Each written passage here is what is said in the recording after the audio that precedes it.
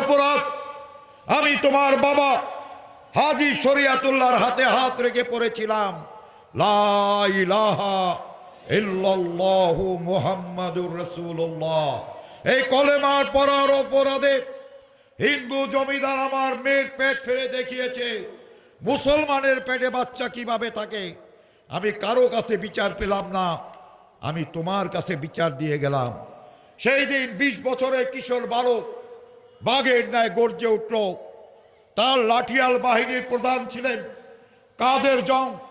কাদের জং ঢাকা কেরানীগঞ্জে অবস্থান করতেছিলেন।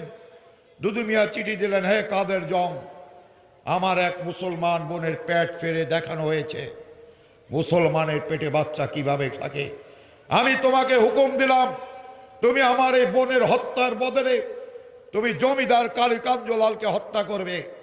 সেই দিন কাদের জং 500 ফরাইজিকে নিয়ে যখন পদ্মার পারে আসলেন, জমিদার টের পেয়ে গেলেন, তিনি পদ্মার সমস্ত নৌকাগুলি সরিয়ে দিলেন। সেই দিন তারা কিসের জোরে? সেই দিন তারা ইমানের জোরে নারে তাকবীর বলে আল্লাহু আকবার বলে তারা যখন পদ্মা সাঁতরিয়ে পারে আসলেন, তখন সন্ধ্যা হয়ে গিয়েছে। হিন্দু জমিদার চিন্তা করলেন, মুসলমান গরিবের জাত, মুসলমান অভাবের জাত, অতএব এদেরকে টাকা আর সোনা দিলেই এরা লোভে ফিরে যাবে। জমিদার তার বাড়ির 2 তলা ছাদে থেকে মুসলমানদেরকে রূপার টাকা নিক্ষেপ করলেন, সোনার নিক্ষেপ করলেন। কাদের জং দাঁড়িয়ে বললেন, আমরা তোমার টাকার জন্য আসি নাই, আমরা তোমার স্বর্ণের জন্য আসি নাই, তোমরা আমার এক মুসলমান বোনের পেট ফেলে দেখিয়েছ মুসলমানের পেটে বাচ্চা কিভাবে থাকে। আমার ওস্তাদ দুদু মিয়ার নির্দেশ, হত্যার বদল তোমাকে হত্যা করার হুকুম দিয়েছেন। সেই দিন এই কালী কাঞ্জলালকে ধরে 18 দ্বারের বৈঠা নৌকা বেয়ে বাংলার শেষ প্রান্ত, সেই পটুয়াখালীর শেষ প্রান্ত, সমুদ্রের মাথায় মৌডুবিতে নিয়ে সেই কালী কাঞ্জলালকে টুকরা টুকরা করে ভাসিয়ে দিয়েছিলেন। তার নাম ছিল মৌলানা মোহসেন উদ্দিন দুদু মিয়া। শুধু কালীগঞ্জ এমন আরো হিন্দু জমিদার যারা অত্যাচার করছেন দুদু মিয়া তাদেরকে হত্যা করেছেন। তারপর তার ছেলে সাইজুদ্দিন আহমদ সেই সময় এই দেশে বসন্ত রোগ প্রকট আকার ধারণ করলো, ব্রিটিশ টিকা নিয়ে আসলো। মুসলমান বলল আমরা জান দেব, তবু বিধর্মীর টিকা গ্রহণ করব না। সেই দিন সাইজুদ্দিন আহমদ ঘোষণা দিয়েছিলেন জান বাঁচানো ফরজ, অতএব তোমরা টিকা গ্রহণ করো। সেই দিন একজনের কথার উপরে টেকনাফ থেকে তেঁতুলিয়া, আসাম থেকে ত্রিপুরা পর্যন্ত যখন মুসলমানরা টিকা নেওয়া শুরু করলো, ব্রিটিশ অবাক হয়ে দেখলেন আমরা একজন মুসলমানকে টিকা দিতে পারি নাই, অথচ এক ব্যক্তির কথার উপরে পুরা দেশটি টিকা নেওয়া শুরু করেছে। যার জন্য সাইজুদ্দিন আহমদকে খান বাহাদুর উপাধি দিয়েছিলেন। তারপর আমার দাদা পীর বাদশা মিয়া, যিনি 2টি বছর দেশের জন্য, জাতির জন্য, ইসলামের জন্য কলকাতা আলিপুর জেলে আপনার এই দেশের জন্য জেল খেটেছিলেন। 1921 সালে আমার দাদা পীর বাদশা মিয়া এবং সুভাষ বসুকে হাতে মালা পরিয়ে যখন জেলখানা থেকে মুক্তি দেওয়া হলো, কলকাতা রেসকোর্স ময়দানে লক্ষ লক্ষ লোক ছিলেন। সেই দিন 1600 ঘোড়া দিয়ে পীর বাদশা মিয়া এবং সুভাষ বসুকে আপনার স্বাগত জানানো হয়েছিল। সেই মিটিংয়ে ছিলেন ভারতবর্ষের আপনার সব নাম করা নেতারা, গান্ধীজি, জওহরলাল নেহরু, মৌলানা মোহাম্মদ আলী, মৌলানা শওকত আলী, আবুল কালাম আজাদের মতো বড় বড় নেতারা ছিলেন। আমার দাদা যখন স্টেজে উঠলেন, গান্ধীজি আমার দাদার হাত ধরে বলেন, পীর বাদশা মিয়া কি? সামনে লক্ষ লোক বলে উঠলেন জয়। আমার বললেন পীর বাদশা মিয়া কি? তখন বললেন জয়। আমরা আগে হাজী শরিয়াতুল্লাহ, দুদু মিয়া, খান বাহাদুর এরা পীর ছিলেন না, এরা ওস্তাদ এবং সাগরিদ ছিলেন। সেই থেকে হাজী পীর দুদু মিয়া, পীর বাদশা মিয়া থেকে আমরা পীর। তাই কিন্তু আমার দাদা, আমার বাবা আপনারা দেখছেন, তারা কোনোদিনও তার নামের আগে পীর লেখেন নাই। যদি কেউর কাছে পীর দুদু মিয়া, দাদন মিয়া, বাদশা মিয়ার কোনো চিঠি থাকে, আপনারা দেখবেন তার নামের আগে ফকির বাদশা মিয়া, ফকির দুদু মিয়া লেখা। তাই হাজী শরিয়াতুল্লাহ থেকে পীর বাদশা মিয়া, এই 100 বছরে এই দেশে কোনো শরিয়াতের পীর ছিলেন না। আমার দাদা বাদশা মিয়া প্রথম বাংলার শরিয়াতের পীর ছিলেন। তারপর আপনার উজানি, তারপর শর্ষিনা, তারপর চরমোনাই পীর সাহেবের আগমন। হাজী শরিয়াতুল্লাহ থেকে পীর বাদশা মিয়া, এই দেশে কোনো রাজনৈতিক দল ছিলেন না। হিন্দুরা যখন কংগ্রেস সৃষ্টি করে ব্রিটিশ থেকে সমস্ত সুযোগ সুবিধা নেওয়া শুরু করলেন, আমার দাদা চিন্তা করলেন এই মুহূর্তে আমাদের মুসলমানের এক হওয়া উচিত। আমরা যদি এই মুহূর্তে এক না হই তাহলে এই দেশে আমার আবার যাযাবরের জাতির মতো থাকতে হবে। আজকে দেখতেছেন যে ইন্ডিয়াতে মুসলমান কি অসহায় অবস্থায় রয়েছেন। তাই আমার দাদা নবাব সলিমুল্লাহ সাহেবকে উপদেশ দিলেন যে আপনি মুসলমানের একটি দল করেন, না হলে আমরা এই দেশে যাযাবরের জাতি হিসাবে থাকব। সেই দিন এই দেশে যে প্রথম দলটি হয়েছিল মুসলিম লীগ, তার অবদান ছিল আমার দাদা পীর বাদশা মিয়া। তারপর আমার বাবা পীর মোহসেন উদ্দিন দুদু মিয়া, যিনি বাংলাদেশের একমাত্র পীর, যিনি 1954 সালে এমপি ছিলেন। আজ পর্যন্ত বাংলার কোনো পীর এমপি হয় নাই। এবং 1965-তে আমার বাবা এমএনএ ছিলেন। আমার বাবা 1917-তে জন্ম। 1937-এ ব্রিটিশের যে প্রাদেশিক নির্বাচন হয়েছিলেন, মাত্র 20 বছর বয়সে আমার বাবা নির্বাচিত হয়েছিলেন। তাই 1965 সালে আপনার পাকিস্তানের অর্থমন্ত্রী শোয়েব আহমদ কাদিয়ানীদের 5 লক্ষ টাকা অনুদান দিয়েছিলেন। আমার বাবা দাঁড়িয়ে বলেছিলেন, শোয়েব আহমদ তুমি কাদিয়ানীদের কিভাবে টাকা দিলে, কারণ কাদিয়ানীরা কাফের। সেই দিন আমার বাবা কোরআন হাদিস দিয়ে সংসদে প্রমাণ করে দিয়েছিলেন কাদিয়ানীরা কাফের। আজকে আপনার কাদিয়ানীর বিরুদ্ধে আপনার বড় বড় সম্মেলন হয়, লক্ষ লক্ষ লোক হয়। আজকে যাদের নাম নেওয়া হয় তারা হচ্ছে 1971-এর পরে। আমার বাবার যে অবদান আজও কেউ আমার বাবার নাম মুখে নেয় না। আমার বাবার সেই দিন বলেছিলেন, সেই পরের দিন পূর্ব পাকিস্তান, পশ্চিম পাকিস্তানের সমস্ত পেপারে আমার বাবার ছবি দিয়ে এসেছিলেন, পীর দুদু মিয়া कहते हैं কাদিয়ানি লোক কাফের হয়। সেই দিন পশ্চিম পাকিস্তানের আলেমরা অবাক হয়ে দেখলেন, পূর্ব পাকিস্তানের এক মৌলানা সাধারণ একটি খদ্দর পরা লুঙ্গি পরে অ্যাসেম্বলিতে এত বড় কথা বলার সাহস রেখেছে। কারণ পাকিস্তানের আর্মির জেনারেলরা কাদিয়ানি, পাকিস্তানের বড় বড় ব্যবসায়ীরা কাদিয়ানি। সেই দিন আমার বাবাকে দেখার জন্য পাকিস্তানের 300 নাম করা আলেম যারা পাকিস্তানে, তারা আমার বাবাকে দেখতে এসেছিলেন। তার ভিতর ছিলেন মুফতি শফিক রহমাতুল্লাহ আলাইহে, মুফতি মাহমুদ রহমাতুল্লাহ আলাইহে, হাদিস হাফেজ দরখস্তি রহমাতুল্লাহ আলাইহে। সেই দিন আমার বাবাকে পূর্ব পাকিস্তানে জমিয়ত ইসলামের সদর বানিয়ে গিয়েছিলেন।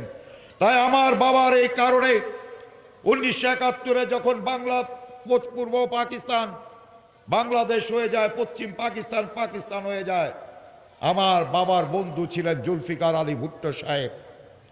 তিনি পাকিস্তানে কাদিয়ানীদের অমুসলিম ঘোষণা করেছিলেন।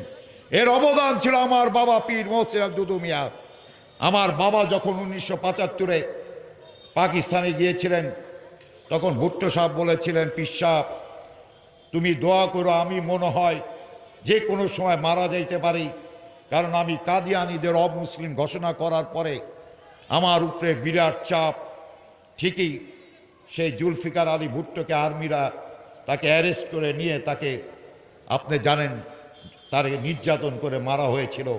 কিন্তু আমার বাবার এই কারণে পাকিস্তানে কাদিয়ানীদের কাফের ঘোষণা করা হয়েছে।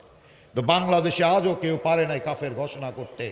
তারপর আমার ভাই শহীদ মুসলিউদ্দিন আবু বকর, যিনি 1997 সালে যখন আপনার নাস্তিকরা কোরআন আরম্ভ করলো, ডাস্টবিনে ফালান আরম্ভ করলো, আমার নবীকে নিয়ে অপবাদ দেওয়া শুরু করলো, তখন আপনার বিশ্ববিদ্যালয়ের এক প্রফেসর আলী আসগর, তিনি আপনার নবী আমার নবী মোহাম্মদ সাল্লাল্লাহু আলাইহি সাল্লামকে সন্ত্রাসী বলেছিলেন। সেই দিন আমার ভাই পল্টন ময়দানে দাঁড়িয়ে বলেছিলেন, যে আলী আসগরে কল্লা কেটে এনে দিতে পারবে আমি তাকে 1 লক্ষ টাকা পুরস্কার দিব। এই অপরাধে পরের দিন এনএসআই ডিএফআই ঢাকা থেকে 4-5টি গাড়ি, স্পেশাল গাড়ি, যে আমার ভাইকে অ্যারেস্ট করে নিয়ে আসলেন, তাকে জেলে দেওয়া হলো। তাই আপনারা এমন একটি বংশের সাথে জড়িত, পাক ভারত উপমহাদেশে একটি বংশ যার 4টি পুরুষ এই দেশের জন্য, জাতির জন্য, ইসলামের জন্য কারাবরণ করেছে। আর বাংলার কোনো কেন পাক ভারতও এমন কোনো বংশ নাই যে বংশের 4 পুরুষ দেশের জন্য, জাতির জন্য, ইসলামের জন্য নিজের জীবনকে বিসর্জন দিয়েছেন। তাই আপনারা এমন একটি পরিবারের সাথে জড়িত যার ইতিহাস আছে, যার ঐতিহ্য আছে। তাই আপনারা এই বংশকে ছেড়ে যাবেন না। আমরা হয়তো আসছি, আগামীতে নাও আসতে পারি। এই বংশে যারা আসবে আপনারা তাদেরকে সম্মান করবেন। আপনারা বাদুরপুর যাবেন, বাদুরপুরকে ধরে রাখবেন। তাই আমাদের জন্য দোয়া করবেন। আমরা পীর মোসা আহমেদ দুদু মিয়া রহমাতুল্লাহ আলাইয়ের 8 ছেলের ভিতর 3 জনই আসি। 3 জন অসুস্থ, যে কোনো মুহূর্তে হয়তো শুনবেন চলে গেছি, যাবেন। যদি খবর পান কমপক্ষে জানাজায় অংশগ্রহণ করবেন এবং এই বংশের প্রতি আপনাদের পূর্বপুরুষ যেইভাবে চলছেন আপনারা সেইটাই ধরে রাখবেন। এবং বাহাদুরপুর যাবেন। বাহাদুরপুর প্রতিষ্ঠানগুলি আপনারা জানেন, আজকে বাংলার পীর হয়, হাজার হাজার কোটি টাকার মালিক হয়, বাড়ি হয়। কিন্তু আপনারা দেখছেন আমার ঢাকার যেই বাড়ি, সেটা হাজী শরিয়াতুল্লাহর ছেলে দুদু মিয়ার বাড়ি। দুদু মিয়ার পর তার ছেলে সাইজুদ্দিন আহমদ, তার ছেলে পীর বাদশা মিয়া, তার ছেলে আমার বাবা দুদু মিয়া, তার ছেলে আমরা, আমাদের সন্তান। 6টা পুরুষ একটা বাড়িতে বাস করছি। সেই বাড়ি ভেঙে পড়ছেন, যার কারণে আপনারা জানেন আমার 5টা ভাই মারা গেছেন। তাদের এতিম, বিধবা, অসহায় পরিবারগুলি আজকে ভাড়া বাড়িতে থাকতে বাধ্য হইতেছেন। তাই এই বংশে কোনো লাল দাগ পাবেন না। আমরা কেউ দালালি করি নাই। আমার দাদা যখন জেল থেকে আসলেন, ব্রিটিশ ম্যাজিস্ট্রেট পাঠালেন। আমার দাদাকে বললেন, পীর বাদশা মিয়া আপনি পীরগিরি করবেন, পানি পরা দিবেন, তাবিজ দিবেন, তেল পরা দিবেন, কিন্তু ব্রিটিশের বিরোধিতা করবেন না। আপনাকে 60,000 একর জমি দেওয়া হবে, আপনাকে ম্যাজিস্ট্রেটের ক্ষমতা দেওয়া হবে, আপনার বাদুরপুরকে ডিস্ট্রিক্ট ঘোষণা করা হবে।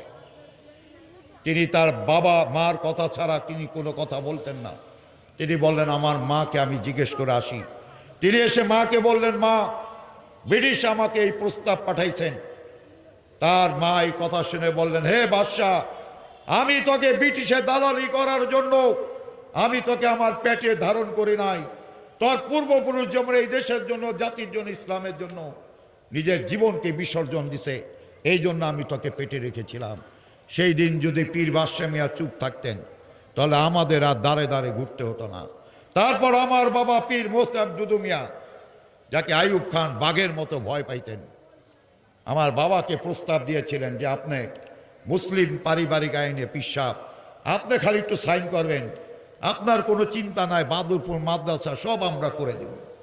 সেই দিন আমার বাবা আইয়ুব খানের সামনে থেকে উঠে বলেছিলেন, টাকা দিয়ে গরু ছাগল কিনা যায় কিন্তু মানুষ কিনা যায় না। সেই দিন আমার বাবা সেখান থেকে উঠে এসেছিলেন। বাংলার আরেকজন এটা সাইন করে 1000 বিঘা জমি পাইলেন, আইয়ুব খানের নামে হলও পাইলেন। কিন্তু আমরা এই বংশ যদি যখনই আপনার যেই সরকার ইসলামের বিরুদ্ধে কথা করছে, আমরা তার প্রতিবাদ করার জন্য আমরা কোনো সাহায্য পাই নাই। আপনারা বাদুরপুর দেখছেন যে আমাদের প্রতিষ্ঠান, সেটি আপনাদের এই আপনাদের টাকার সাহায্যেই চলে। 10 টাকা, 100, 500, 1000 যা দেন এর মাধ্যমেই চলে। আমরা কোনো বড় লোকের কাছে যাই না, চাই না। তাই আপনারা এই প্রতিষ্ঠানগুলির প্রতি খেয়াল রাখবেন। বাদুরপুর এতিমখানা আপনারা খেয়াল রাখবেন এতিমদের, কারণ মাদ্রাসা বাবদ একটা টাকা নেওয়া হয়, কিন্তু এতিমখানা বাবদ কোনো টাকা নেওয়া হয় না। এতিমখানায় আমরা অনেক টাকা দেনাগ্রস্ত। তাই আপনাদের কাছে একটু আমি 5টা মিনিট সময় নেব, যেহেতু আমার এতিমখানা আপনারা জানেন, এতিমখানার এই এতিম বাচ্চাগুলি, এদের থাকা, খাওয়া, বইপত্র সমস্ত কিছু ফ্রি। আমাদের প্রত্যেক মাসে 4.5 লক্ষ টাকা ব্যয় হয়। প্রত্যেক দিন 2 বস্তা চাল লাগে, মাসে 45 টাকা 50 বস্তা চাউল লাগে, থাকা, খাওয়া, 4.5 লক্ষ টাকা ব্যয় হয়। আপনারা জানেন আমরা পীর মোহাম্মদ দুদু মিয়া এতিমখানা ভবনের কাজে হাত দিছি। 4 কোটি টাকা আমাদের আপনার বাজেট, 1,20,00,000 টাকা ব্যয় হয়েছে। এখন আমরা অনেক টাকা দেনাগ্রস্ত। এই জন্য আপনাদেরকে আমি 5 মিনিট সময় চাবো এতিমদের জন্য। আমরা আমাদের নিজেদের জন্য চাই না। যদি চাইতাম আজকে ঢাকায় আমাদেরও বাড়ি থাকতো, তাই আমি একটু 5 মিনিট সময় দেবো, আপনারা 1 বস্তা 2 বস্তা সিমেন্ট যে যা নিয়ত করেন আমার হাতে দিয়া যাবেন। কারণ মিস্ত্রিরা টাকা পায় অনেক, প্রেশান দিতেছে। যদি আপনার এই টাকা 1 বস্তা সিমেন্ট দেবেন, যতদিন সিমেন্ট এতিমখানায় থাকবো 70-80 বছর আপনি ন্যাক পাইতে থাকবেন, আপনার গুনাহ বন্ধ হবে, কিন্তু ন্যাকের ইয়া খোলা থাকবে সদকায়ে জারিয়া হিসাবে। তাই নিজেরটা নিজে করে যান, সন্তানের উপরে ভরসা করবেন না। আপনার সন্তান যদি নামাজি হয় তাহলে সে আপনার জন্য দোয়া করবে, নাহলে দুনিয়ায় আপনার জন্য দোয়া বন্ধ হয়ে যাবে। আমি একটু 5 মিনিট সময় নিয়েছে, যে যা পারেন আমার হাতে একটু দিয়া যাবেন। কারণ এতিমখানায় একটু দেনাগ্রস্ত আসি, চাপের মুখে আসি। বিসমিল্লাহ, একটু দাঁড়ান এতিমদের জন্য 1 বস্তা 2 বস্তা যে যা পারেন। এই কারণ এতিমদের দিবেন, এদের দোয়া আল্লাহর আরশে পৌঁছে। আপনার বাবা মারা গেছে, নিয়ত করে দেন। আপনার মা মারা গেছেন, সন্তান বিদেশ আছে, নিয়ত করে দেন। সমস্যা আছে, নিয়ত করে দেন। ইনশাল্লাহ 5টা মিনিট যে যা পারেন। বিসমিল্লাহির রহমানির রহিম, 1 বস্তা 2 বস্তা ইনশাল্লাহ। আমি খুবই